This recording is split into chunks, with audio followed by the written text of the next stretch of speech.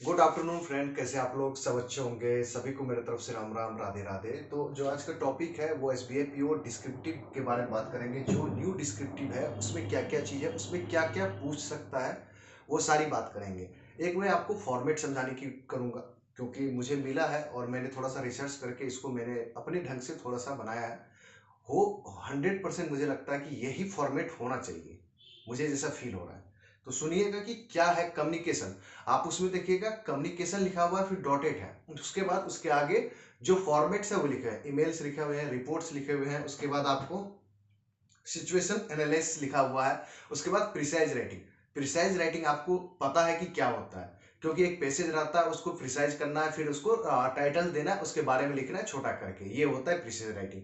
तो कम्युनिकेशन क्या है उसके बारे में बात करते हैं। सबसे पहली बात है कि कम्युनिकेशन डिस्क्रिप्टिव क्या है, रेफर्स टू अ स्टाइल और method of communication that focuses on providing detailed, factual and clear information without bias, judgment or emotional influence. Okay, it aims to describe a situation, idea or event as it is, ensuring clarity and understanding for the receiver. Thank you. समझ गए होंगे। Descriptive communications इन formats like emails में होता है, reports में होता है and situation analysis होता है, involves providing clear clear concise and factual information tailored to the specific purpose. Simple सा है कि ये ना एक तरह का कम्युनिकेशन स्टाइल होता है, एक मेथड होता है जिसमें अपनी इमोशंस को कम करके रखना है, इमोशंस में बहाना नहीं है, जिस पे बोला गया उस पे। अब आइए बात करते हैं ईमेल का एग्जांपल। ईमेल में आपसे कैसे पूछ सकता है, थोड़ा सा ध्यान से सुनिएगा। सिनेरियो, जैसे एक सिनेरियो क्रिएट किया जाएगा, या इसको ना आप क्या करो ना, एक लेटर की तरह ट्रीट करो। एक जैसे के लिए बोलेगा informing a team about a project deadline.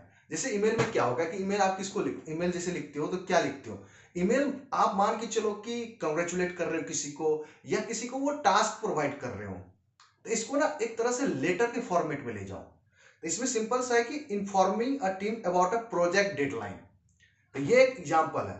तो अब इसमें प्रोजेक्ट डेडलाइन अपडेट कर देना है, सब्जेक्ट का नाम लिख देना है प्रोजेक्ट डेडलाइन अपडेट। ठीक है। उसके बाद लिखना कैसे है, जैसे मैंने बोला ना कि ऐसे की तरह डियर टीम।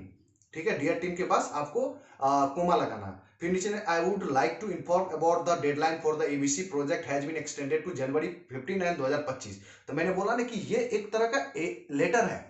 ठीक है, प्लीज इंश्योर दैट। उसके बाद ना आप उसमें मेंशन कर देते करना है draft report submission by January 5 2025 and final review correction bye जनवरी 2025, ये लिखना। फिर नीचे में जो सेकेंड लाइन लिखते हो, लेटर में लिखते हो ना, feel free to reach out if you have question और needs assistant with any task.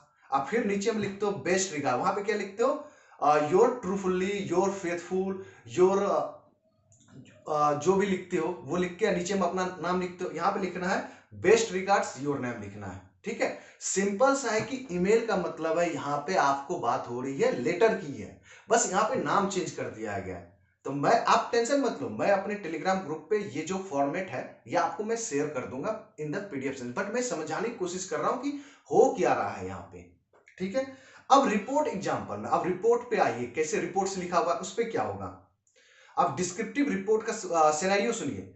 Report में क्या करते हैं, कोई अगर आपको अथॉरिटी है, बड़ा अथॉरिटी, आपको बैंक में बोला जाए कि आपको लिखना है क्वार्टरली सेल्स एनालिसिस करना है, तो ये एक टॉपिक हो गया रिपोर्ट करना। अब इसको रिपोर्टिंग करना है, तो डिस्क्रिप्टिव रिपोर्ट का नाम क्या हो सकता है, सुनिएगा। Introduction, the purpose of this report is to analyse sales performance for Q4 of 2024 and identify trends and area for improvement. अब फाइंडिंग्स क्या करना है कि सेल्स कितना इंक्रीज हुआ उसमें। ठीक है, Q3 में प्रीवियस ईयर से कंपैरिजन करना है, प्रीवियस क्वार्टर से कंपैरिजन करना है, फिर उसको रीजन करना है, फिर कंक्लूजन लिखना है।